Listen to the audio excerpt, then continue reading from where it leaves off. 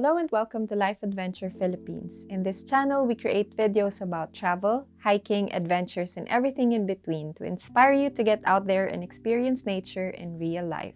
In this video, I will be sharing with you everything that we think you need to know about summiting the highest peak in South Wales, including our chosen route, a good wild camping spot, and some tips for beginners. So if you're interested, please keep on watching. But first, don't forget to hit that subscribe button and give us some love. Let's begin. Let me first give you a brief description, and let's start with the pronunciation. Because if you're not from Wales, you'd probably pronounce it as Pen-y-fan, or worse, Pen-y-fan, like we did initially. Ng Pen-y-fan. Pen-y-fan! Welcome to Pen-y-fan! And you'll definitely get a laugh from the locals if you do. Now this is my side. Listen, look, and listen, and learn.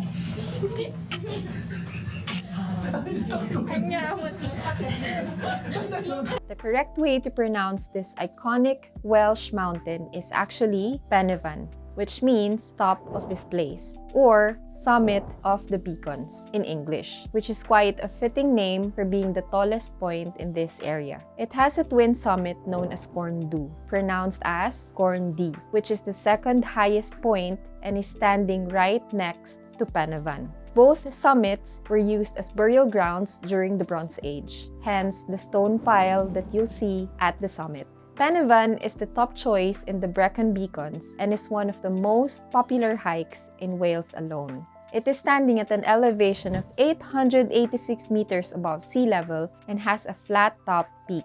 Although it is accessible and the routes are easy to navigate, it is considered to be one of the dangerous mountains in Wales because of the changeable weather at the top and the steep slopes towards the summit. But overall, the routes are manageable. How to get there?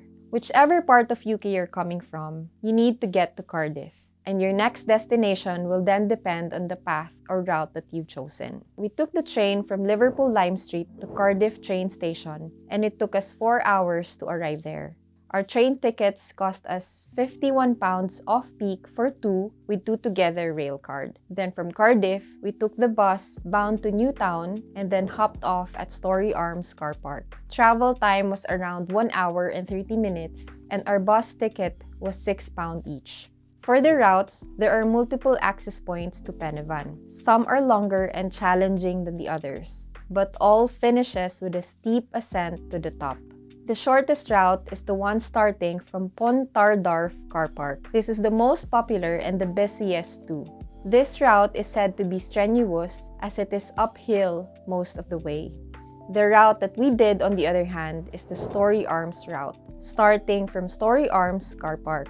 The climb from this route is manageable. In fact, families with young children can be seen climbing this route. From the car park, you will need to cross the road and head up to a man-made mountain path. This path goes upward immediately and then will descend once. You will pass through a cattle gate before crossing a stream called, I hope I'll pronounce this correctly, Blaintap Vower. From there, the path will reascend to the main ridge that will lead you to a steep hike up to Corn D, which is just right beside Pen-y-fan. So these two summits are separated by a short decline and gradual ascent in between them. Now going back to other route options, if you're up for a loop, you can check out and try the Pen-y-fan and Corn D circular hike.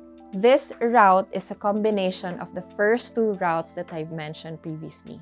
But if you're looking for a more challenging path, there is the Horseshoe Ridge route.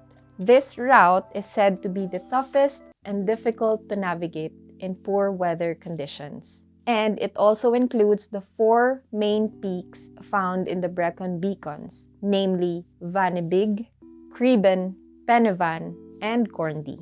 Our chosen campsite is beside Llyn Cwm Fflwch. It is a deep mountain lake that is of glacial origin, located just underneath Pen-y-fan and Corn D, creating very steep slopes. Tucked beneath the highest peaks of the Brecon Beacons, this glacial lake definitely captures the eye. The descent to the lake is very steep and challenging. I remember straining and overusing my right knee during this hike, mainly because of this and lack of physical preparation, of course. So, if you want to skip this part, Penivan's summit is also an option for wild camping, taking weather into account. Some people have successfully pitched their tents there. Just make sure to check the wind forecast before planning to camp up there. For the hiking time, I will be mentioning the number of hours it took us from the trailhead up to the summit. But I will also be including our hiking time from the campsite to the summit and then campsite to the bus stop to somehow give you an idea of how many hours you will need in total if you're also planning to wild camp there. Keeping in mind that this is based on our personal pace and it can be different with other hikers, even yourself. It took us nearly 3 hours from the trailhead to the summit, with video and photo ops in between. Hiking time from the campsite to the summit was around 1 hour and 30 minutes, bearing in mind that the hike from the lake to the ridge going to the summit is a very steep climb. Then, the descent from our campsite all the way back to Story Arms bus stop took us around 2 hours. So all in all, 6 hours up including the campsite. So definitely lesser time if you will skip going down the lake.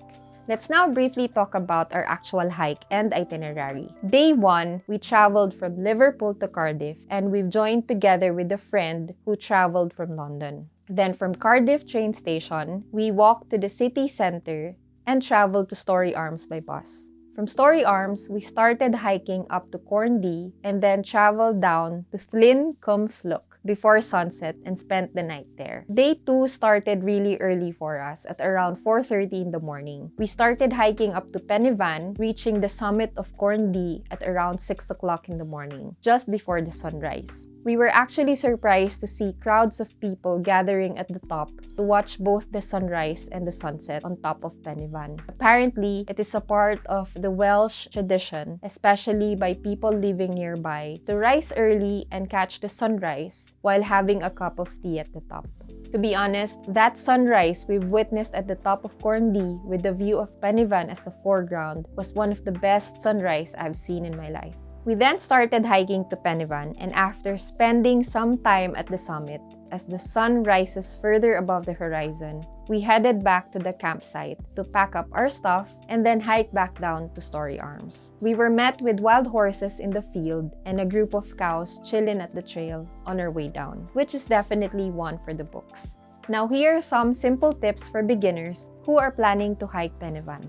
Before heading off to climb Penivan, check the mountain's situation and live updates by visiting the Brecon Beacons National Park website.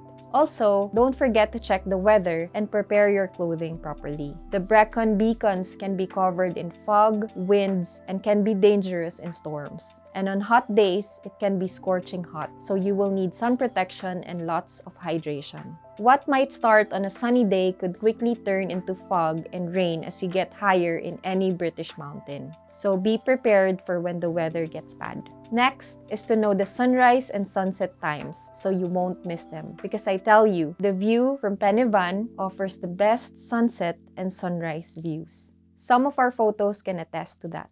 Next is wear proper footwear with good grip and support. And bring bottles with filters for safe refilling in streams and rivers or lakes. Also, download and study the map before your hike so you will know your route very well. And lastly, there are toilet facilities both in the Story Arms and Pontardar car parks, but none along the hiking trail. So make sure to release that excess baggage before heading up. And that's it. Hope this has been a helpful and inspiring video for you if you're planning to reach the summit of Penivan in the future. If you're interested in travel videos and travel-related contents like this one, don't forget to subscribe to this channel. And stay safe out there. Take the precautionary measures seriously. Wear your masks when needed, wash your hands, and keep your distance. Let's do our part not only in saving the environment, but this time also for mankind. And don't forget to travel wisely, travel responsibly, and leave no trace. Bye!